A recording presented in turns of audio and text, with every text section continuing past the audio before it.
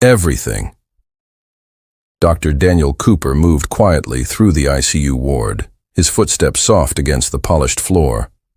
At 34, he'd been practicing medicine for 6 years, but the weight of each patient's life still settled heavily on his shoulders, especially the ones who'd been here the longest. Room 412 had held the same patient for nearly 3 months now.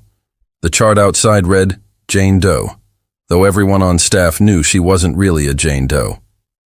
The police had identified her from the car accident scene as Victoria Ashford, CEO of Ashford Enterprises, one of the city's most successful tech companies. The media had covered her disappearance extensively before the hospital administration had clamped down on information leaks protecting her privacy. Victoria had been in a coma since the accident, her expensive car wrapped around a tree on a rainy September night. No alcohol, no drugs, just wet roads and a moment's loss of control that had changed everything. She'd been alone, no passengers, and now lay silent in a hospital bed while her company's board of directors waited to see if she'd ever wake up. Daniel had been assigned to her care 2 weeks ago when her regular attending physician had gone on medical leave. He'd studied her chart extensively. 38 years old, no family listed as next of kin, emergency contact listed as her executive assistant.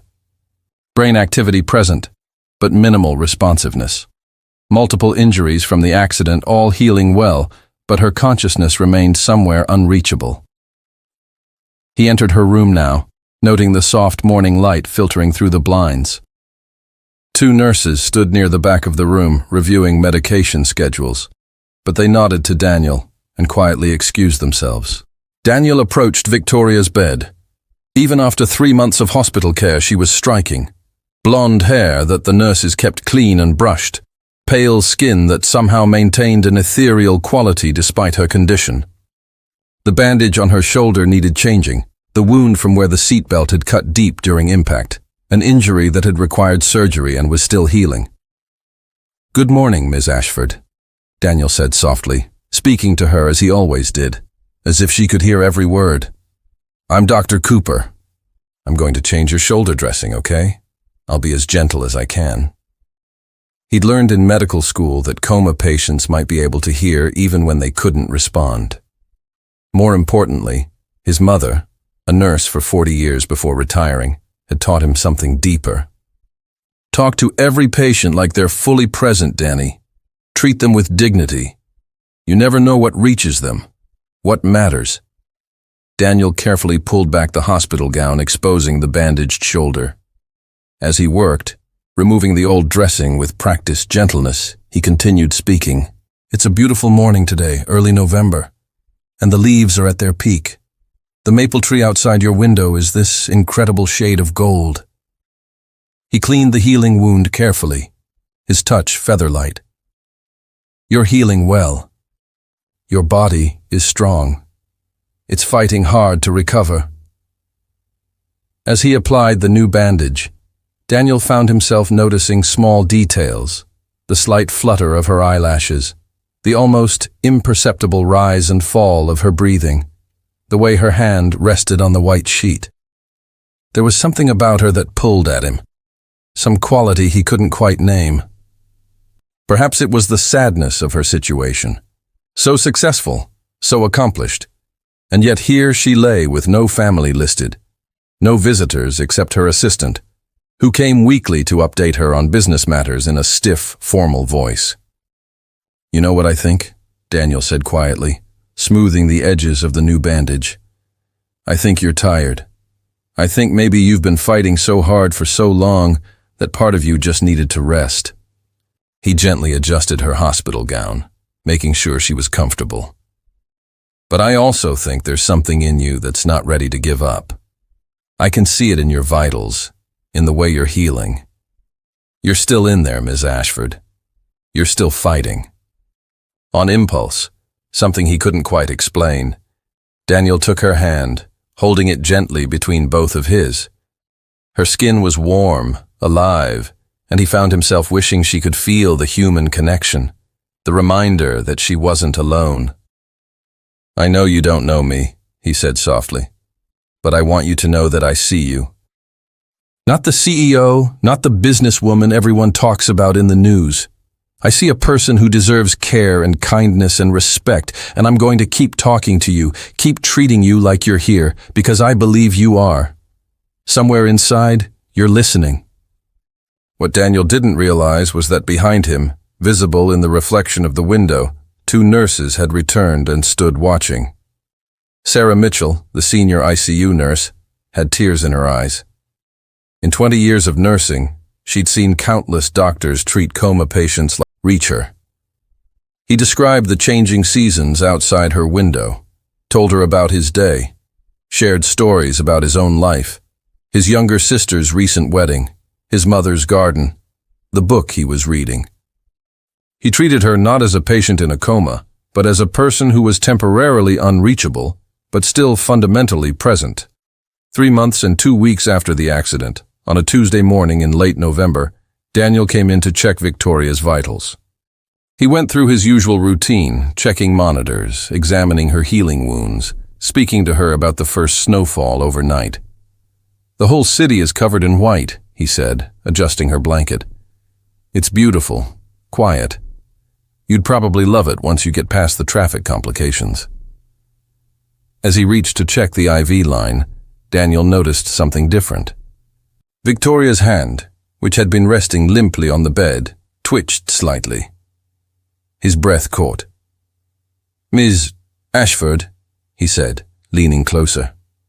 "Victoria, can you hear me?"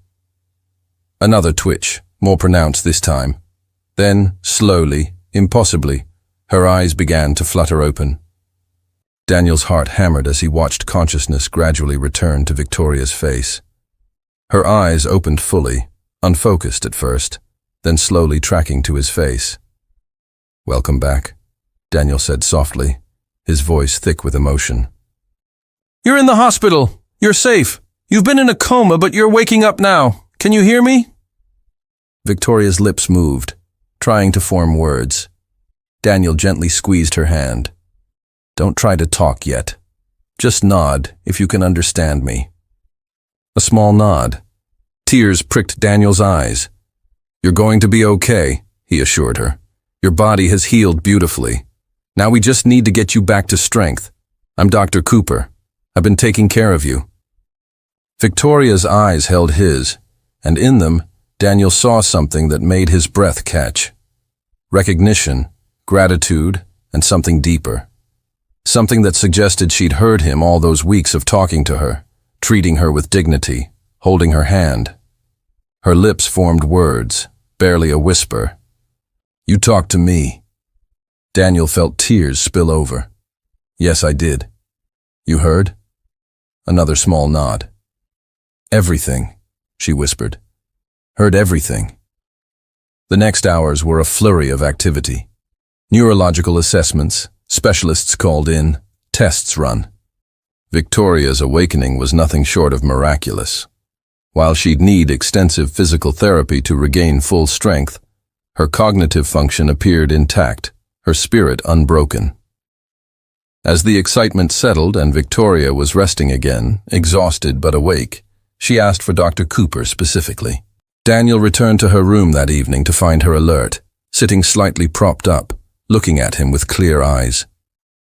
"I heard you," she said, her voice still weak but growing stronger. "Every day, every word, the music, the stories about your sister's wedding, the snow today, all of it."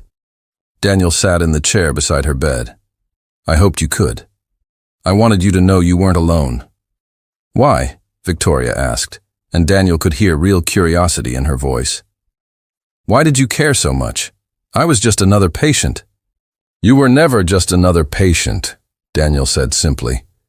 "You were a person going through something terrifying, and you deserve to be treated with dignity and compassion.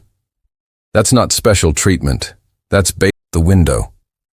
All those weeks I was in the coma, all those people who came in and out of my room, nurses, doctors, specialists, most of them were competent, professional, but only one of them talked to me like I was still there. Only one of them held my hand and told me about autumn leaves." She looked at Daniel with eyes bright with unshed tears. You could have just changed my bandage and moved on. 2 minutes instead of 20. No one would have known the difference. You would have known, Daniel said simply. Somewhere inside you would have felt it. And that matters. Victoria nodded. It's the small things, isn't it? Not the grand gestures or the impressive achievements. It's the doctor who takes time to talk to an unconscious patient. It's the gentle touch, the kind word, the belief that everyone deserves dignity. That's what my mother taught me, Daniel agreed. And what you've taught others since you woke up. Your foundation has helped thousands of people get better health care. Your company treats employees like family now. You've multiplied that small act of kindness in ways I never could have alone. We did it together, Victoria corrected. You planted the seed. I just helped it grow. They sat in comfortable silence watching the snow. Two people brought together by tragedy and transformed by the simple power of treating each other with genuine human kindness. Because sometimes, that's all it takes to change a life, or 2 lives, or thousands. Someone who sees beyond the surface to the person underneath. Someone who takes the time to speak gently, to touch carefully, to treat others as if they matter. Because they do. Every single one of them, even, especially, when they can't speak for themselves. That's the lesson that rippled out from a hospital room where a young doctor changed a bandage with extraordinary gentleness and talked to a woman in a coma like she was still there. She was. And she heard. And she remembered. And the world became a little kinder, because one person chose compassion when no one was watching. Or so he thought. Sometimes the most important moments in our lives happen when we think no one is paying attention. When we make the choice to be kind, not because anyone will notice or reward us, but simply because it's the right thing to do. Those are the moments that change.